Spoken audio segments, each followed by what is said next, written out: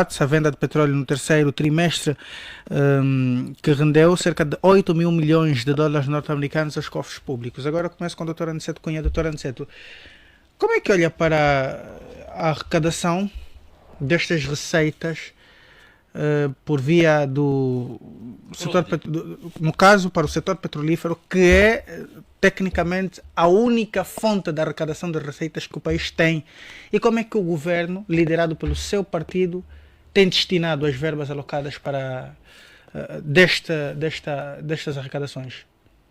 Ora bem, o petróleo não é a única fonte de arrecadação de receitas. Oficial, a que mais sustenta. Um minuto, Muito bem. porque também está a consumir o meu tempo. Faz favor, tenha a bondade. O petróleo é uma das maiores fontes de arrecadação de receita. E o presidente fez descrição, e aliás nós temos vários relatórios públicos que apontam para isso, né? Há outras fontes. Relativamente o que está-se a fazer ou o que se vai fazer com a arrecadação desses valores é precisamente a aplicação em políticas públicas, né, transformadas em planos e ações que vão e que estão a impactar diretamente a vida do cidadão. Eu dizia anteriormente que aqui há alguma desonestidade intelectual por parte do deputado Olívio Quilombo, porque ela até tem merecido a oportunidade de viajar para o país. Nós conhecemos programas do executivo angolano neste período de 2017. Não posso interromper.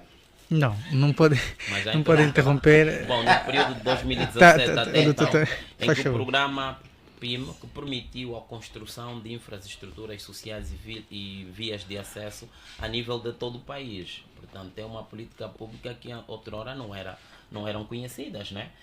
Era quase que impensável que a nível dos 164 municípios que Angola tem ou que compõem Angola, terem obras de construções de infraestruturas sociais, como disse, e comunicação. Portanto, nós estamos aqui diante de não querer ver os elementos que foram feitos, que são considerados positivos, e para responder, o dinheiro está a ser mesmo investido, digamos, nessas condições sociais e outras, com grande impacto nas pessoas e das suas famílias. Muito bem. Quem tiver dúvida, basta olhar o tipo dos hospitais. Da outra vez nós já refletimos aqui, desde a chegada do presidente ao Palácio, todos os anos, salvo erro, tem havido concurso público da saúde e da educação, como uma interpretação legítima das dificuldades e o papel que esses profissionais desempenham. Basta compreender que hoje nós temos, digamos hospitais de especialidades e que já não há um número grosseiro de cidadãos a saírem do país para tratar determinadas doenças que aqui antes não era possível. Muito bem. Isso por si Não só... por vontade própria, porque também houve cortes aí. Obrigado. Quando o Aniceto interrompe é crime, quando é um outro é normal. Não, já passou. Bom, Achei é normal. que tivesse terminado. Temos um moderador, obrigado. Bom, não olhar isso como elementos de atos positivos do atual executivo, portanto, é querer ver outra coisa do que diferente que existe. Mas pronto, em luta de ideias, em combate político é mesmo assim, cada um fala o que quer, só que aqui nós aconselhamos a criticar a realidade e não trazerem questões imaginárias que nem sequer o país vive. Nós, enquanto jovens e aspirantes à política, temos aqui uma oportunidade nobre de criticar os factos feitos, né? Porque contra factos não há argumentos. Como já tinha intervido, claro, e interferir também o momento do Dr. Aniceto, então não faz mal que seja eu, né? Uhum.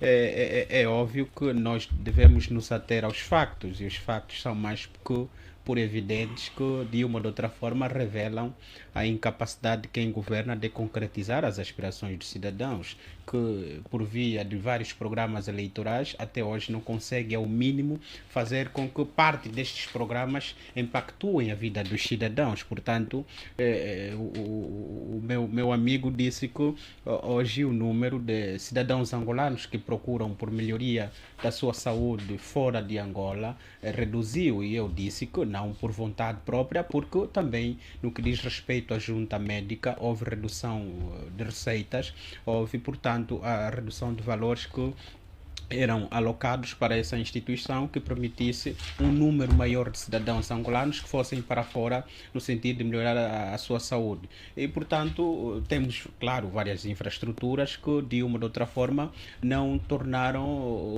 os serviços mais humanizantes, mais humanos, e, claro, que essas infraestruturas, ao nível social, falou de várias escolas e, portanto, vários hospitais foram construídos, é claro que nós conseguimos ver, mas o grande problema é que todas essas instituições até ao momento não conseguem corresponder às expectativas dos cidadãos, ou por incapacidade de recursos humanos, ou por incapacidade de meios técnicos que permitem efetivamente a função do médico, a atividade normal, portanto, das pessoas que estão nestas instituições para servir os angolanos. Portanto, nós tivemos a sorte de ter a Arábia Saudita a fazer corte ao nível de 2 milhões de barris, o que fez com que a China, os Estados Unidos e a Europa se interessassem mais pelo petróleo angolano, e por isso conseguimos arrecadar também mais dinheiro. E com certeza a questão que nós devemos nos fazer sempre é que efeito isso está a ter na vida dos cidadãos, não é?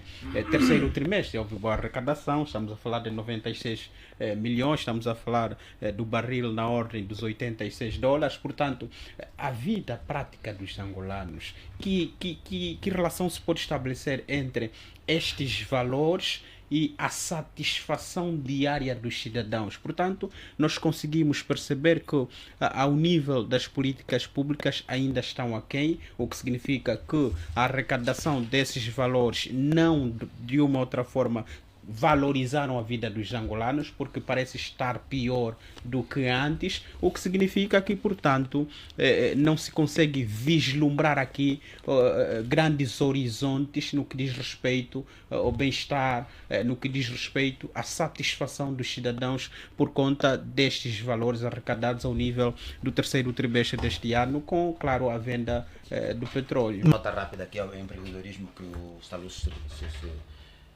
falou sobre que Angola passou na ordem de 54% no mundo como país que mais empreende, porém há um dado abaixo que diz que em 13 das cada 5 empresas criadas, ou 3 em cada 5 criadas morriam em pouco menos de 3 meses. Depois, a renda desta atividade não dava capacidade das pessoas em contribuírem, pelo menos para o Estado, com impostos, nem tampouco fazerem poupança para essa poupança significar desenvolvimento para o país ou empréstimo. Portanto, é uma renda insignificante isso. Eu tenho aqui quanto à questão da Sonangol, eu acho que estes 8 mil milhões de dólares não valem nada para os angolanos, porque não há, naturalmente, significativa ou resultado efetivo na vida do cidadão. 8 mil milhões de dólares é muito dinheiro, sim, mas o cidadão não sente na vida prática isto. Tem aqui uma resenha sobre a Sonangol, por exemplo, em 2000, falava-se, essa altura nós estamos com uma produção de pouco menos de 1 milhão de barris dia. Manuel Vicente, na altura, que era o PCA da Sonangol, prometeu que em 2030 a Sonangol chegaria a 3 milhões de barris dia. Hoje a Sonangol está abaixo disso.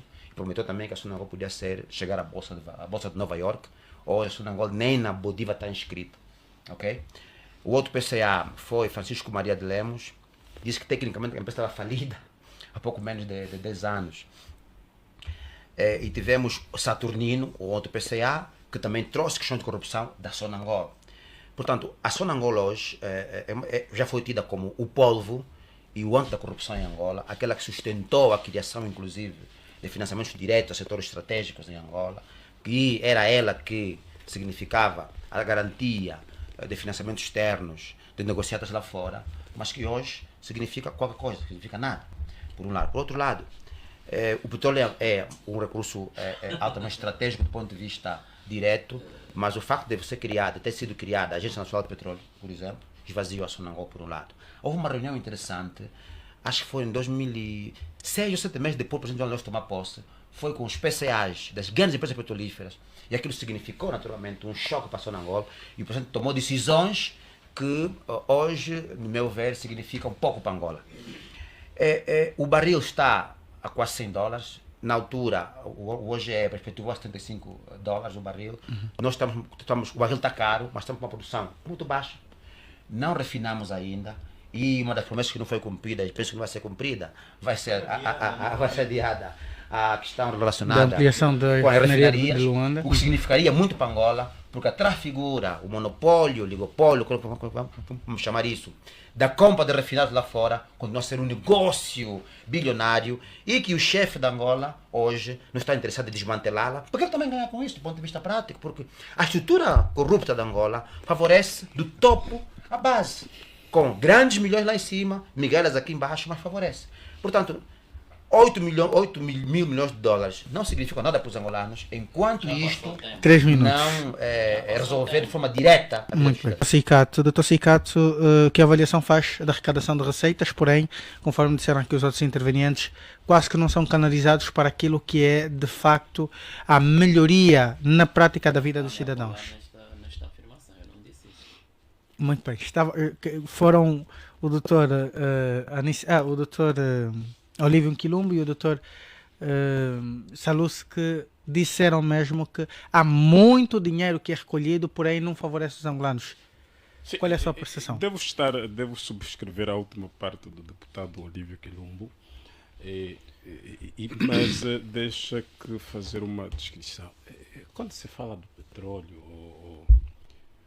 meu jovem, quando se fala de petróleo, fala-se muito em milhões. Em Angola passou a ser o país de milhões. Milhões e milhões e milhões, e na rádio, na televisão, no papel, tudo é milhões. Mas depois lá em casa é 50 kwanza, é 200, só não consegue sobreviver sequer. Na verdade, este dinheiro na prática não vai significar absolutamente nada. Vai sim significar para o mesmo grupo de pessoas que beneficia. Portanto, há um grupo que beneficia, claramente, mas há a maioria de angolanos que não só houve mesmo os tais milhões agora no discurso político, depois no relatório, apenas isso. Creio que Angola devia ser uma grande oportunidade também de o país primeiro se desfazer muito da dependência do petróleo. Hoje até temos que assumir já uma vergonha, uma incapacidade de todos nós de 40 anos depois, 47 anos depois da independência, ainda dependermos do petróleo. Isso passa um certificado de incompetência a todos nós. Portanto, não conseguimos mesmo sairmos da única commodity. Portanto, dependemos há 40 anos do petróleo para o nosso orçamento geral, como uma das principais fontes da arrecadação de receita para o nosso orçamento geral do Estado. Então, tem que ser uma vergonha. E o governo tem que segurar nisto como um problema para poder ser resolvido e como um desafio também para si. Em suma, o petróleo pode aumentar, pode aumentar o barril, pode baixar, a produção pode aumentar, pode baixar. Diga-me, o jornalista, infelizmente não estás nesta condição de me responder, quando é que o nosso petróleo foi vendido a preços altos e os cidadãos sentiram o seu efeito? Estou aqui para pagar. Não tem. Portanto, nós não temos essa. E porque começamos já dos anos 90, essa oscilação acontece sempre. Quando o barril de petróleo está alto, quando a produção está alta, a única coisa que nós notamos é a classe milionária aumenta a frota dos carros, aumenta as produções das suas empresas, aumentam as viagens. Isto sim acontece. Mas a sociedade no geral, não. Não há aumento de estrada, os buracos continuam a aumentar, não há aumento de infraestruturas e ainda nesse aproveita este diferencial até vou já terminar, para aumentar até nas receitas que vão, nos projetos que podem facilitar a construção das refinarias para refinar o próprio petróleo. Portanto, em suma, não vai alterar.